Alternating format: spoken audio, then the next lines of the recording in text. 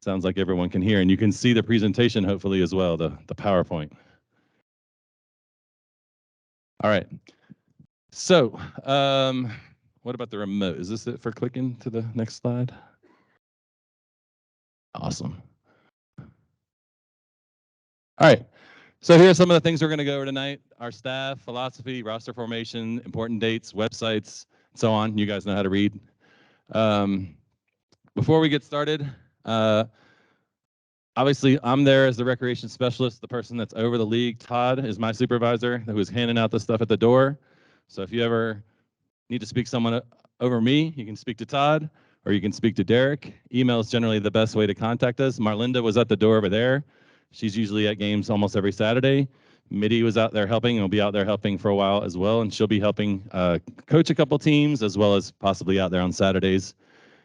And yeah, so we also have a special guest here tonight, Kate from Challenger Sports. She's going to talk to you guys for just a minute or two. Kate helps run our camps. She's also our uniform supplier and does a bunch of other things for us as well, so including some of the stuff in your coach's packet if you have a coach's packet. So she's going to talk for a minute. I don't know if Mario's here or if he's coming at the end, but if he does, we'll obviously let him speak. He's here from the Rapids as well, and you got a little flyer for the Rapids game on April 22nd. So Kate, you want to speak for a minute? Thanks, Matt. Yeah, well, first of all, I'm Kate from Challenger Sports. Thanks for the intro, Matt. And first of all, what I'd just like to say, and I'm sure Matt will go on to this as well, but thank you. So I just want to start off with a big, massive thank you. Thank you to everybody here, parents, families, volunteer coaches. Volunteering, obviously, you're going to be giving up a lot of your time, a lot of energy, maybe a lot of patience as well, but families as well, just want to say thank you for, preparing to give your kids such a positive, great experience of soccer. As somebody that's been involved in sports all of my life, I truly understand the importance of a fun and positive experience. So again, just, don't underestimate your roles. Again, as parents, as coaches, you'll be such a great role model to these kids, and especially coming off the back of a pandemic as well. It's really just don't underestimate the value of everything that you're going to be doing. So literally without you guys, the kids wouldn't be able to get to play. So thank you.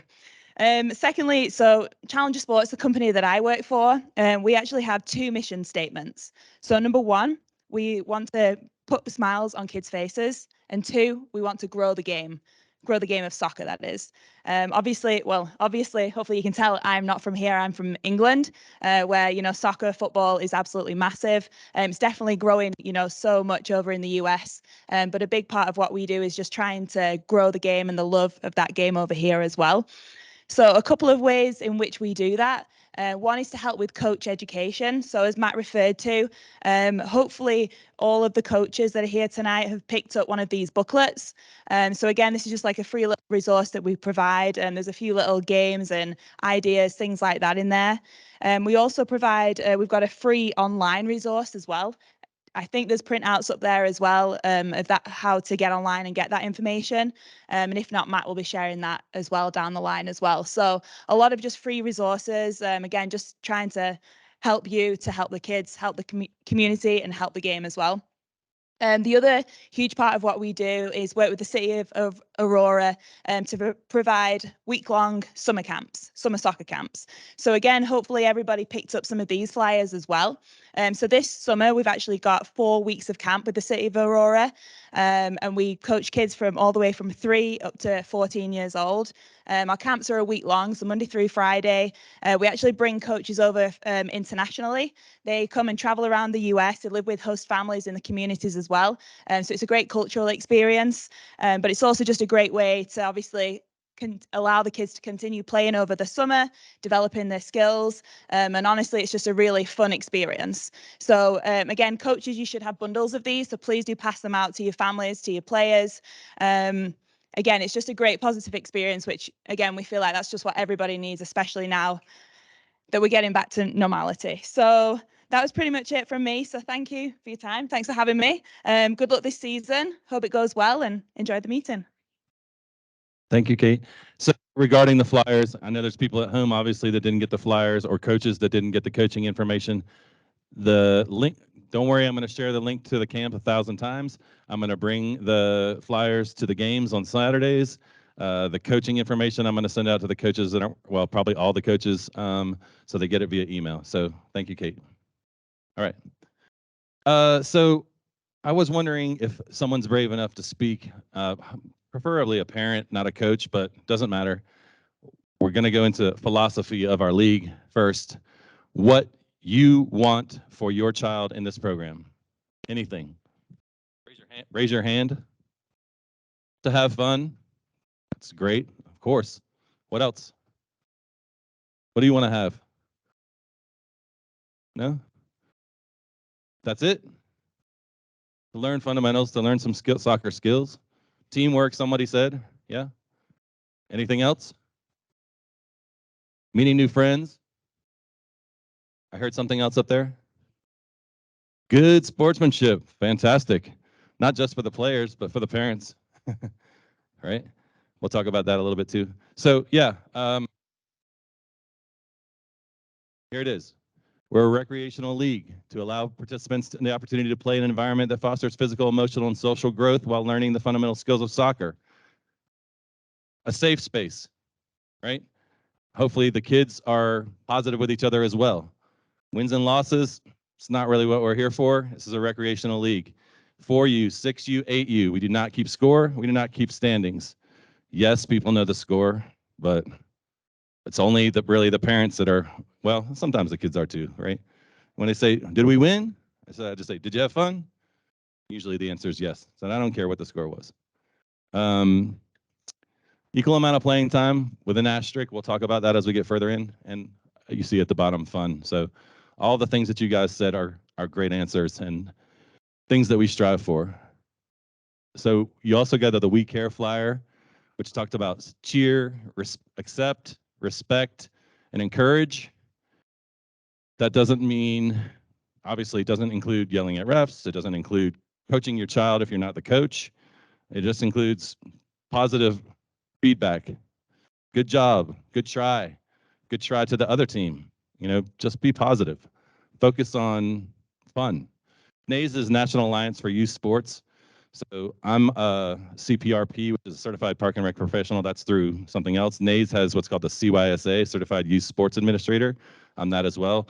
We follow NAYS as guidelines, sort of the things like not keeping score at the younger ages is something that NAYS thinks is best practice in youth sports, and so on. So NAYS training is one of the trainings that the coaches do. They do a volunteer coach training and a soccer training that's kind of age specific. And if they haven't done it yet, they will, at least if they want their coaches credit, okay? Because it's required. I don't know if this will work. We'll try it. It's just a little video that emphasizes what we were talking about before. If you've been here before, you've seen it before. 1, 2, 3, 4, 5. All right, you guys ready?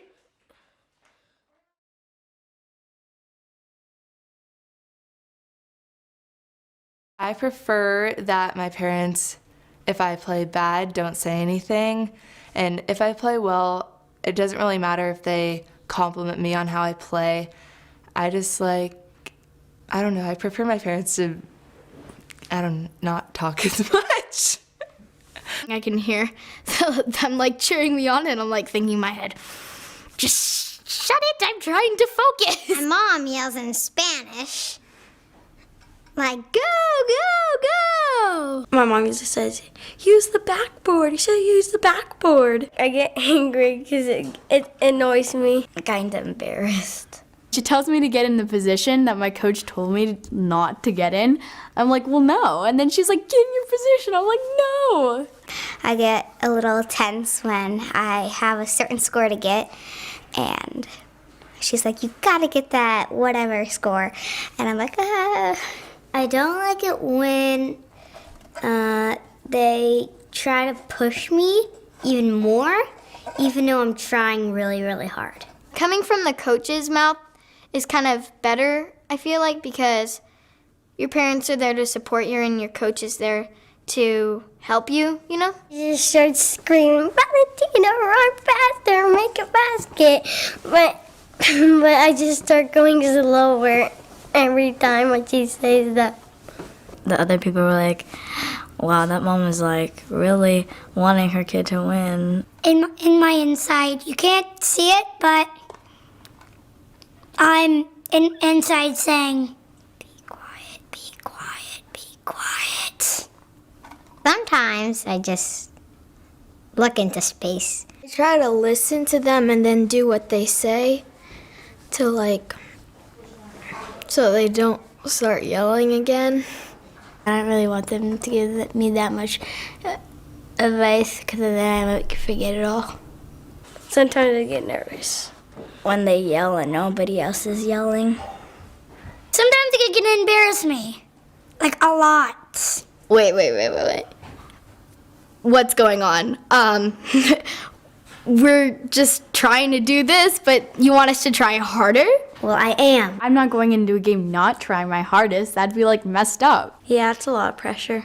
Sometimes when they try to get the ball in basketball, you kind of think in your head that they're kind of like gonna push you and you're gonna fall and hurt yourself.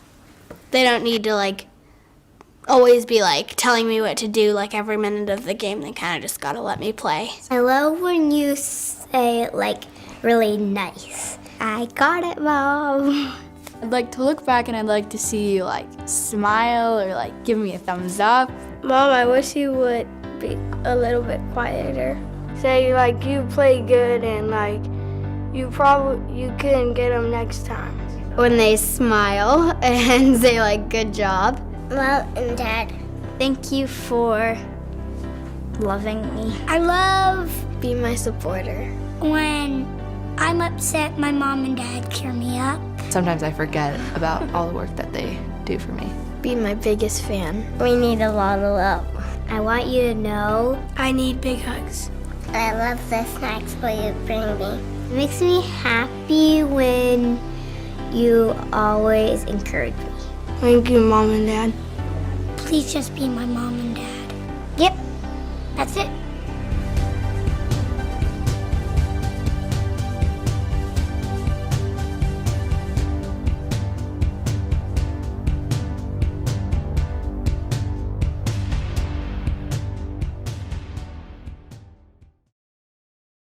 Okay. So along the same, well, not the same lines, but sportsmanship lines, I just put this slide in this year. Not that we've had any issue, but obviously Aurora is a diverse place, which is fantastic. Religions, races, whatever. There's no discrimination in our league, period. If you hear it, come tell me right away, because I want to know, okay? It's zero tolerance. So moving on to roster formation. This one's complicated. There's about 500 kids in the league, and I manually make the rosters in Excel. And I do my best to meet all the coaches' requests. I should say also, if anyone has any questions online, I don't know if you're able to watch the chat or no. Is there a chat? So if you put anything in the chat, we'll try to watch it, and I'll try to answer as well. And if you guys have questions along the way, raise your hand, give a shout, and I'll answer it. There's some questions when you register coach requests, friend requests, and closest middle school. It makes my job really easy if you have one or two of those. If you put I don't know as your location, it makes it harder. If you put I want to play with Steve, it makes it harder. If you put I want to play with Coach Smith, but he doesn't coach your age group, it makes it harder. But I do my best. I can't go back and forth with every single person about those little things. The location, so I start with coach requests, that's easy, until roster gets full. Some of the coaches get, the maximum is 12, they get 13, 14, 15 people wanting to be on their team. If you're the 13th, 14th, or 15th, unfortunately, it goes by when you register. So that's why I say registering early helps you get your chances for requests. Same thing with friends. You might want to play with Steve Smith, but then when Steve Smith's roster is full because everyone requested that coach, I can't put you with Steve Smith. So there's a lot of variables that go into this, and I do my best. Try to make it work. Location, again, if you put your nearest middle school, that doesn't mean you're going to be practicing at that middle school, but I put you as close as I can. But again, if I've got 12 people that are at Columbia Middle School, and it's 12 on the team, and then 13, 14, 15 are also at Columbia Middle School, you're probably going to be practicing the next closest location. Again, by the time that you've registered, okay? Gender is not a priority, meaning I don't necessarily look and say, this team needs 3 girls, this team needs 3 girls, or whatever. It's a lot of these girls are better than the boys anyway. So I don't care, and I don't really need a coach or a parent to tell me, how come their team has this many this and this team only has that many that? It's recreational soccer, it's co-ed, it's not a problem, okay? That's all I mean by that. If you need to change teams, your coach is going to be reaching out. I gave the rosters out yesterday. Some have already reached out, and I'm already getting a lot of I can't do this night or whatever emails, which is fine. I will try to find another team for you. In a lot of the age groups, it's jam-packed. So until an exact switch happens, 2 people contact me, it's hard to make a switch, right? In some cases, like in 6U or 4U, we've got 6 players on a team. I can maybe do 7 because at 4U, we have a lot of people that think they want to play, and then they get out there and they want to pick daisies and chase butterflies, which is fine too. You got to figure it out one way or the other. So just let me know if you need to change teams, but try to make it work. Try to contact your coach. Can you do a carpool? Can you get a friend to take them if it's conflict with work or whatever? A lot of the practices are going to be 5:30, especially in the beginning when the daylight savings hasn't changed. Okay, so practices begin next week. Again, your coach is going to reach out to you. If your coach hasn't reached out to you by Sunday, let me know and I'll connect you. Check your spam, right? Check your junk email. A lot of times it goes there. Or maybe they're texting you, or both. I've asked the coaches to reach out and be marking off and getting responses from you guys. So when they reach out, respond to them. I'll do the games schedule by March 10th. Takes a little bit of time, and there's even a possibility that we're going to add 2 more 6U teams. So again, there's no sense doing it yet. We'll have also, it's not up there, but, and I'm going to tell the coaches this, we have a few coaches that are going to coach practice on Saturday, March 4th at the indoor field house at the Southeast Rec Center. I still have 2 spaces available. I know that the Southeast Rec Center is not convenient for everyone because there's teams to the Northeast, there's teams to the Northwest, et cetera. But I do have that space. I also have a space open at Moorhead Rec Center, which is Northwest, on March 7th, and the coaches know this. So the coaches should poll you guys and say, hey, you guys want an extra practice, or if the weather's bad, we can do this.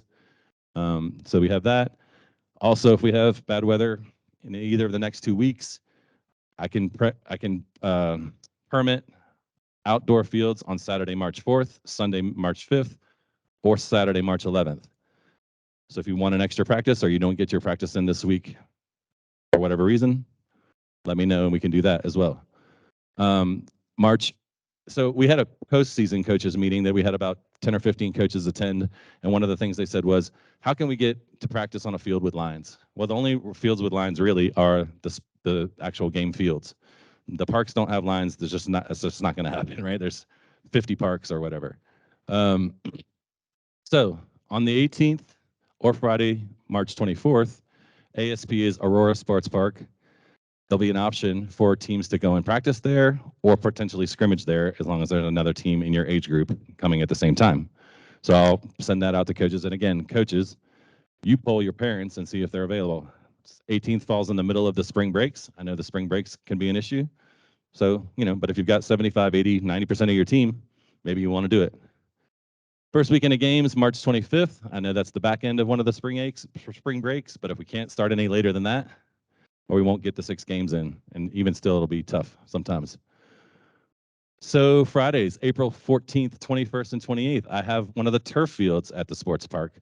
I haven't exactly decided what I want to do with those yet. I may have to use them for makeup games if we have bad weather in the beginning. We may have a coach's game where the kids can come out and yell at their coach, right? We may have some clinics. We may just open it up for an extra practice or 2. So just want to keep those dates open. I want the coaches to keep those dates in mind as well. Again, they could be used for makeup games if needed. April 15th is a picture day. Again, I'll send all that information out as we approach that. It's optional as far as you're purchasing anything.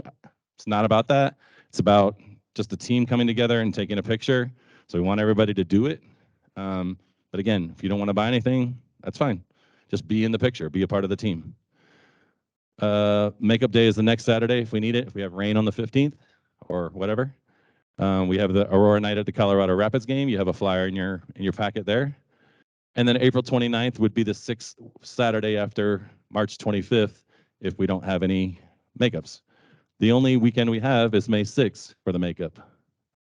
So you see at the bottom, some Sunday afternoons may be used for makeup games, only if necessary, and Fridays for 10U, 14U, or 15U on the dates up there on April on the turf. And that's just because for the younger kids, those turf fields aren't lined for those size fields. All right? Any questions so far? I can send it. Yeah. So that's the main youth sports website. If you go to that website, you're going to see soccer, tennis, baseball, all the sports. Click on soccer, scroll all the way to the bottom, you're going to see the rules. If you want to look at the rules, parents, I advise you to. I gave the coaches a copy, and some of the parents might have had a copy, but they're there at the bottom because there's some differences and so forth. The picture day and Rapids game info is there. Play It Again sports link is there. And then the schedule link is there. So the schedule is going out on a website called Team Sideline. And again, I will send that out, or I will send it to your coaches to send to you. But they're on there. And one thing about that website is you see /Aurora. If you go through to your age group, you're going to get a website and it's going to end in like a 5-digit number. But if I change one game, that 5-digit number is going to change and you won't have the same website.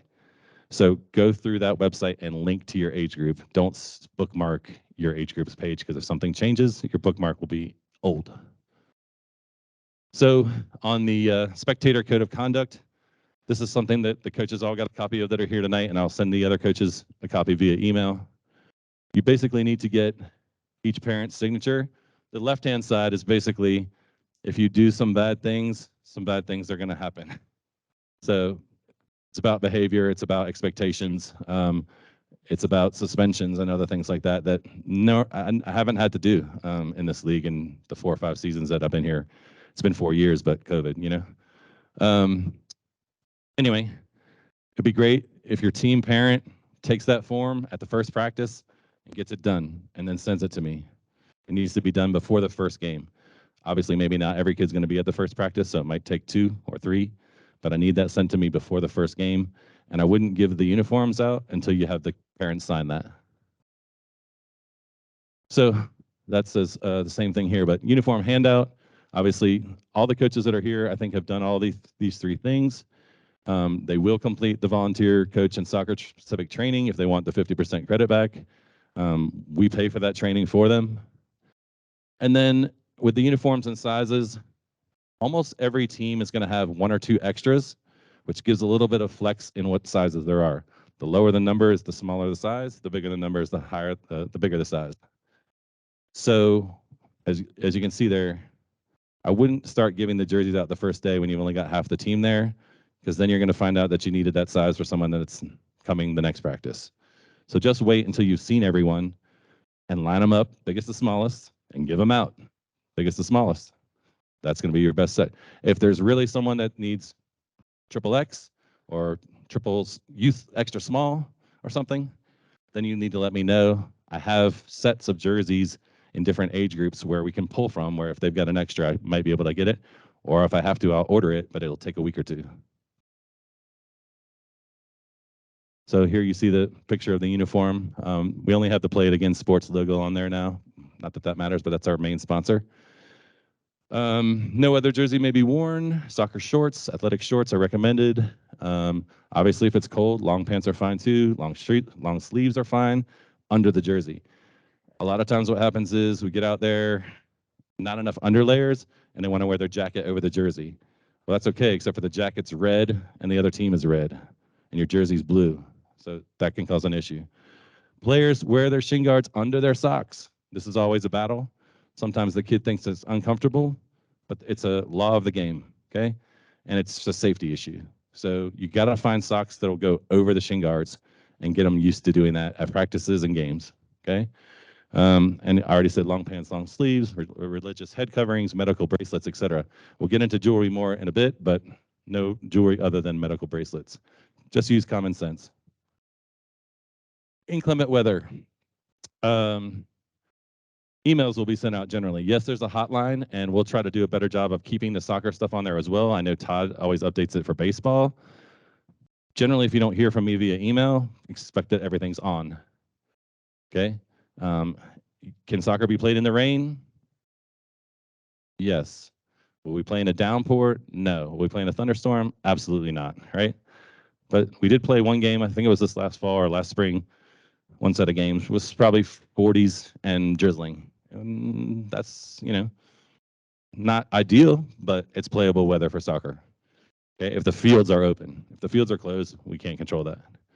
So same thing for games, I will communicate it out. For practices, the coaches really need to make decisions. Aurora is a big place. It could be a thunderstorm in Vista Peak, but in Southeast it's sunny and 70 degrees. So I'm not going to say a blanket statement of all the practices are canceled when it's doing different things in different places. But if you hear thunder, or you see lightning, just don't go out there. It's not worth it. Call me and we'll set up another day for practice. Don't risk, the unthinkable. And if you see any issues with the fields other than, normal stuff, let me know as well. Yes, sometimes the grass gets long. I don't control that. So again, Wednesday is the day to mow Skills Park, and it pours rain Wednesday. It's going to be twice as long next Wednesday because they're not going to come back and do it till the next Wednesday probably. Coaching your team. So obviously we already had the stuff Kate gave you. All the new coaches have already gotten a couple emails from me with some books and websites and other things. If any current coaches want more information or more resources, let me know. I will send you. Try not to cancel your practices. I'm happy to come and sub. I have another gentleman named Rick that can come and sub, or see if a parent will come and sub. But if you do need to practice, just let me know. Or if you need to have a sub coach, for a game or a practice, try to let me know as well, because it's a little awkward if I show up to your practice, because I do come around and try to just check on practices and see how things are going, and I don't know who's coaching or I don't know why. Okay, so just let me know. Question online, yeah. Siblings will always be on the same team, as long as they're in the same age group. Well, yeah, if they're in the same team, they'll be at the same field location. Right, so if John and Jim are both 8U, they'll both be on the same team, which means they have the same practice location and same game location. If they're siblings in different age groups, then it's nearly impossible for me to put them at the same day at the same time, because the coaches determine the practices, not me. Okay, so you got to be flexible on that. If you've got 2 kids, 3 kids, 4 kids, it's a lot, I know. But it's not possible for me to put everybody on the same day at the same time, because each coach has their own preference of day and sometimes location as well. Other helpful hints make it fun. Limit lines, laps, and lectures. So if you've got 10 on your team, I hope I don't show up and there's 10 people in a line and 1 dribbling the ball and kicking a goal. Set up cone goals, do something else, involve a parent and have the other 5 people doing something else. Long lines is just not productive, right? Laps are not really productive. If you're going to do laps, at least have them dribble the ball. Lectures, I just mean you got to try to limit the amount of time you're spending talking to them and allow them to play the majority of the time. Yes, you've still got to coach. Yes, you still got to talk to them, but longer lectures and so forth. Kids love to chase and be chased. Tag games are fun. Sharks and minnows is fun. Another kind of game that you don't want to have is an elimination game, meaning, okay, you got hit, you're out. Well, how is that helping that player develop if they have to sit out? Try to think of games where, like Sharks and Minnows, at least if you get the ball stolen, you become a shark, so you're just become a defender instead of an attacker, essentially. Right? Okay. Team names. So again, I'll email this out to the coaches, but I like right now when it goes on your roster, or sorry, when it goes on the schedule page, it's going to say Coach Kalenga, right? But he's going to come up with a name, or Coach Bob. And then he's going to meet with his team and it's going to say he wants to be the Red Sharks or whatever. We have a lot of fun names. Blue Oxalotls was one of the names. If you don't know what an oxalotl is, you better look it up. But that's what the kids came up with, and all kinds of crazy names. So fun names. You can base it on the color of your jersey. You can be, a professional team name. You can be Manchester United. You can be whatever you want. Just make it appropriate. Soccer rules. All right. So note that the rules vary from each age group. For you is coach, ref, and run. You'll see why when you get out there, but it's not a problem. It's not necessary for a ref. Even at 6U, it's probably not necessary for a ref, but that we use that for training for our young refs. So intent and spirit of our league-specific rules, things like no slide tackling. Occasionally, I'll get a parent who will say in the comments at the end of the season, why don't you have slide tackling? You're not preparing our kids for the next level. Well, because it's a safety issue, and that's not really what this league is about. If you want things like that, it's no problem. You can try another league and see if they allow slide tackling. I don't know. Things like that. So the rules found on the website, safety is paramount. So again, with the slide tackling, that's probably what the more on that to come is. If issues do arise, if you have an issue with the coach, playing time is one that comes up. I don't know, other things. Try to speak with your coach about it if you can. Otherwise, come to me, and I'll be happy to try to deal with it. Same thing with the field supervisors. If there's something going on and you can't find me, or I'm reffing a game, find Marlinda, find whoever the other staff member is there, and bring them over to the field immediately so that we can evaluate what's going on, whether it's parent behavior or other things. I mean, really doesn't happen that often, but we want to know, and we need to know right when it's happening, not don't email me the next day and say, well, parent was telling my kid, blah, blah, blah. I can't do anything about it the next day. I can address it right there at the field, though, and I will. Equal playing time says required for all players. Well, the coach still gets to decide, right? And if you don't go to practice, you don't deserve equal playing time. You can communicate things, and things come up in life where family comes first and all those types of things, and the coach can be lenient. But if you're not showing up and not telling the coach that you're not coming, then he doesn't have to play you as much. He's still going to play you because it's a recreational league. But those things and behavioral issues, which again, if a coach has an issue with a child that you can't handle, you can contact me as well, and I'll come out and evaluate it. But try to talk with the parent about it. Make sure the parent stays at the practice and is watching. So equal playing time if you're meeting the coach's expectations, which gives some gray area, but that's the way it works. Only head coaches are permitted to converse with officials, do so in a calm and professional manner.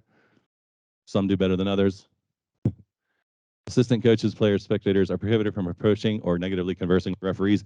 If you have a real issue with a referee, come to me, and I'll address it with a referee if I can. Okay, but as we'll talk about when we get into the referee section, it's just not going to be perfect.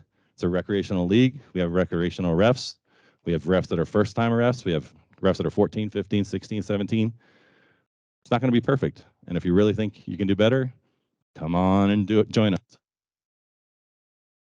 Again, field supervisor, negative behavior, not be tolerated.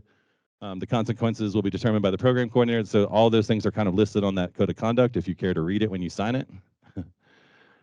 We don't use yellow and red cards. That was a rule that was before my time. We just don't. I guess it was making some players uncomfortable. And again, it's a recreational league. It doesn't really matter. But if a referee sees behavior from a child, from a player that he feels is getting excessive, he's just going to say, Coach, I need you to sub number 10 out and give him a break. Or he's going to say, Coach, I've already had number 10 take a break, and he's come in here and he's done it again. He's done for the game. Doesn't need to show a red card. And if I come over and I see it, I can do the same. Marlinda can do the same. It doesn't have to be the referee. Sometimes the 14 and 15 and 16-year-olds aren't brave enough to do that, but I will. Okay? So we just want it to be fun for everybody. We want it to be fair. Game lengths are different for each age group. I always have trouble memorizing this, but 15U is 15-minute quarters. 10U and 12U is 12-minute quarters. And then there's 10-minute quarters for 6U and 8U. And 4U has 8-minute quarters, I think. All right. And standings we already talked about. Only 10U, 12U, 15U. But we don't give trophies. We don't crown champions. And yes, there's going to be a team that's probably a team that's 6-0, and probably a team that's 0-6, and probably teams all between. That's just the way it is. It's okay. It's okay if you're 0-6. Believe it or not, I think some of the best coaches in this room have had some winless seasons that have the most players requesting them because they make it fun for the kids. It doesn't, then the scores and the standings don't end up mattering. The 5-goal rule something that we put in a while back, and I did change it because I feel the coaches worrying about playing time. So what I did was I said, what happens is if you get up 5 goals, you take a player off. If you get up 6 goals, you take another player off. But now I've changed it. So the first one, you take a player off. The second one, the losing team can decide if they want to put a player on or have you take another player off, and it can alternate. Okay, so that's the best I can do for right now. It's again just to try to keep the scores under control because we're not going for. I had a coach tell me once, I think I set the record, and I said, for what? And he said, I think we scored 20 goals. And I said, well, that's not good. It's not a good record. We're not trying for that. Heading is only in. It's not recommended in 10U, but it's allowed in 10U, 12U, and 15U. No heading in 8U, 4U, or 6U. So there shouldn't be any teaching of heading at practices in those 3 young age groups. This is all about brain health, okay? Obviously, right? And if we do have intentional heading of the ball in those games, it will be a free kick to the other team. Same with slide tackling, free kick to the other team. Understand that slide tackling is different than sliding. So if you slide and you're saving a ball from going out of bounds and no one's around, that's okay. You'll hear parents yell, "You can't play the ball on the ground." No, you can play the ball on the ground as long as you're not endangering the safety of yourself or someone else. Okay? There's only offside in 10U, 12U, 15U. I'm not going to go too in depth in that, but there's no offside in 8U. If you don't know what it is, Google it. Look at it YouTube because it's complicated. And it's not, again, not going to be perfect from the referees, but they do their best. Build out line in 8U only. That's basically just meaning when there's a goal kick or the goalkeeper has the ball, there's a dotted line in 8 and under where the kids need to go behind before they can play the ball out. That'll be explained as we go along in the games and for the coaches.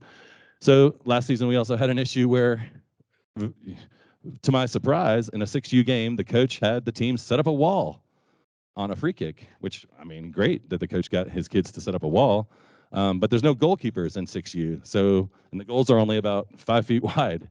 So when he put 4 kids across, they couldn't score. So I just made a little rule in there. Again, I don't think this happens a lot, but the maximum amount is 2 people in a wall for 4U and 6U. That way there's still some space open in the goal. Whether they score or not, that's a whole other thing, but small little detail. Jewelry is prohibited. No watches, earrings, necklaces, etc. Happens at least once a season where a kid comes out on the field, "I just got my ears pierced," then you can't play. Kid starts crying. We don't want to have to do that, okay? So it's been told here, people online, you're hearing it as well. You can see the slide right there. Don't go and get your ears pierced this week or next week or anytime this spring if you can avoid it. And honestly, I don't know the science behind it, but I don't know why you can't take it out for 30 minutes and then put them back in. I know they close, but I can't imagine they close in 30 minutes. Anyway. So refereeing is a problem as far as retaining officials. And that basically comes down to parent behavior for the most part. It's not the kids. Generally, it's the parents, right? I know it comes from a place of wanting the best for your team, wanting the best for your child, but we need to try to refrain from abusing refs. Yes, they think 50% of the time, the call's wrong because it went against your team. Well, that's obviously not true. The ref has no stake in the game. The ref is doing the best they can.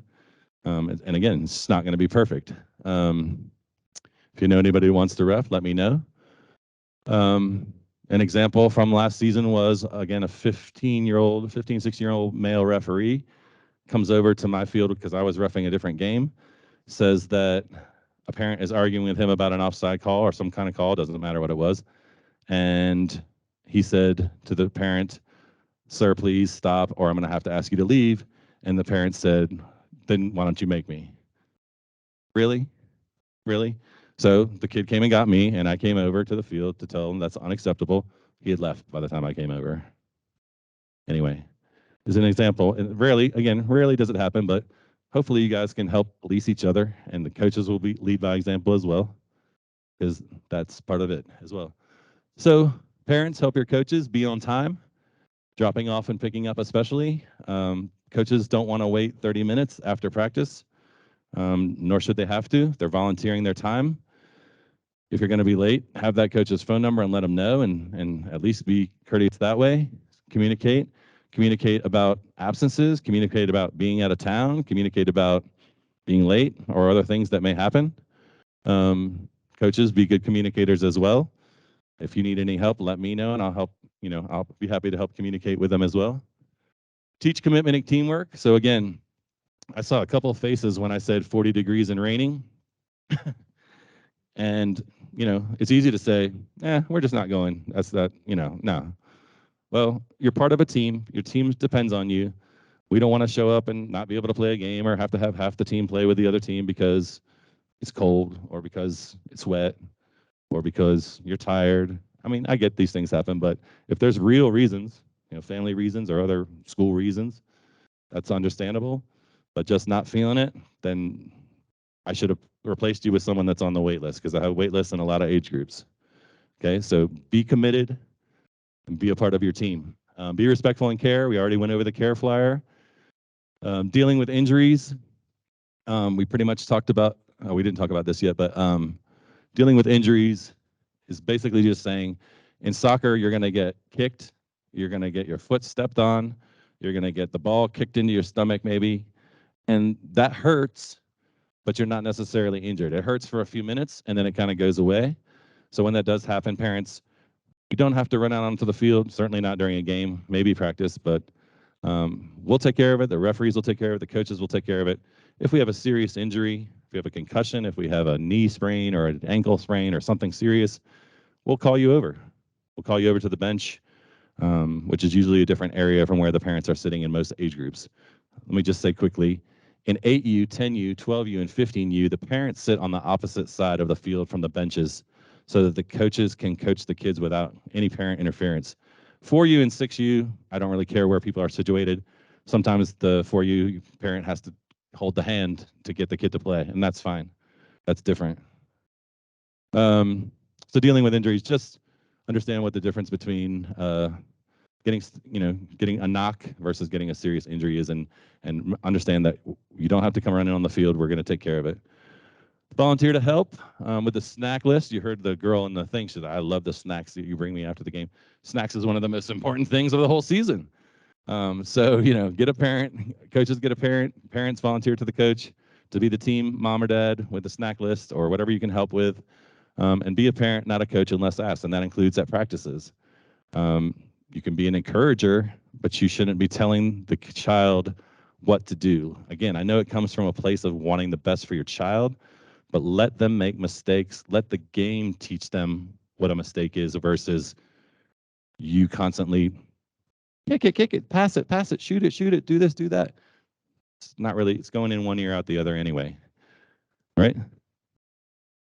So that was it. Thank you, coaches. You make all the difference, and parents, of course. Before we go, we'll just do quick question and answer, and I want to explain what's going to happen with the equipment outside, okay?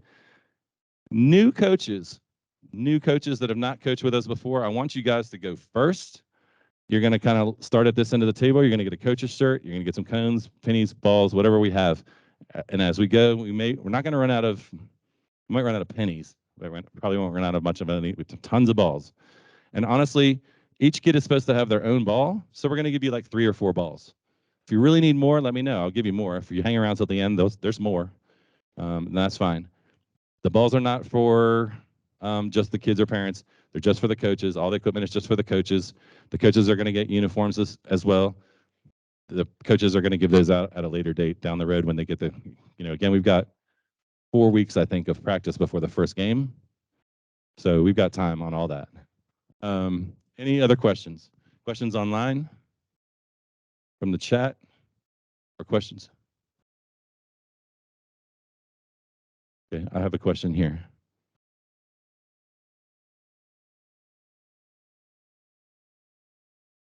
Yeah, so yeah, my contact information is on the soccer website.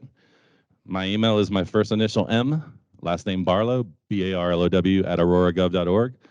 If you are here tonight, you didn't get an email from me? Okay, so you can have if you want to be added to the email list, have your wife email me or whoever email me and say, I want to add this email to the 8U soccer communication list, and I can add it that way as well. Yeah, and my phone number is 303-326-8721, which is also on the soccer website. So if you Google Aurora Soccer and you find the Aurora Gov site with soccer, you'll find my information there. Other questions? Question online? No?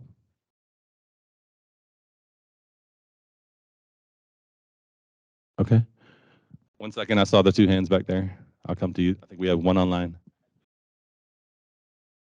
Oh, okay. Is it Shakira Jackson? Did you have a question, and can you put it in the chat by chance? And then we take this one up here.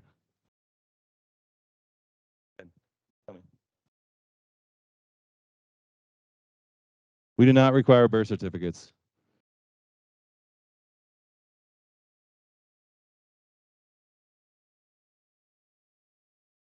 If somebody wants to contest it, we can look into it, but I've never had that happen. Yeah, we're a recreational league. There are definitely kids of various sizes, and we trust that people are putting in the real birthdays in the system that we have. If they're not, shame on you.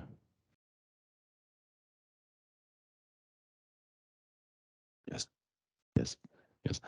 So good question from Coach Norris. She wanted to know, can they get the coaches? I will at least send the emails, yeah? So she wants the contact information of other coaches in her age group in case they want to set up, an outside scrimmage or whatever. Yes, and I had fully planned to do that. I just didn't mention it. I remember that from the coaches meeting, along with the lines and a few other things.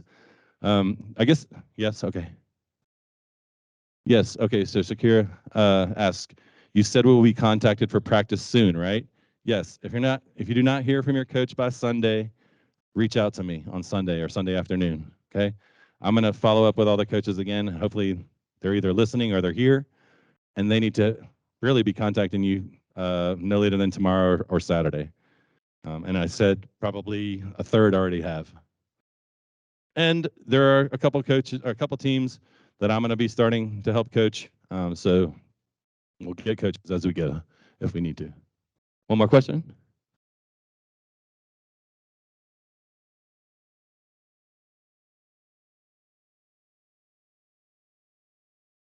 Yes. Excellent question. So the way we do this, which can be very confusing even for me sometimes, is 9/1/22, the age cutoff for one full school year. That way, a team that plays together in the fall can play again together in the spring. That does mean if they turn 13 after September, that they're still 12 and under. I know that doesn't make sense logically, but yeah, 12/1/22 till the end of the spring, 9/1/23 for fall. So some people will age up in the fall. Does that make sense? Otherwise, everyone pretty much stays the same for one full year, even though they may have turned a year older. Obviously, if you turn from 7 to 8 after 9/1, then you're still 8U, obviously, anyway. Okay, any other questions? Yes?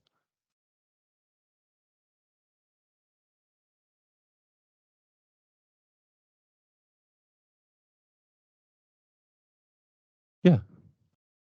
Yeah. Yeah, I wouldn't go more than one age group apart. But yeah, if a 10U team wants to scrimmage a 12U team and everyone agrees to it, fine. If a parent doesn't want to do it on the 10U team or whatever, fine, right? They have to make up their own mind on that. I wouldn't scrimmage a 4U team against a 12U team because that just doesn't make sense, but right, we know. Common sense. Yes, Jana?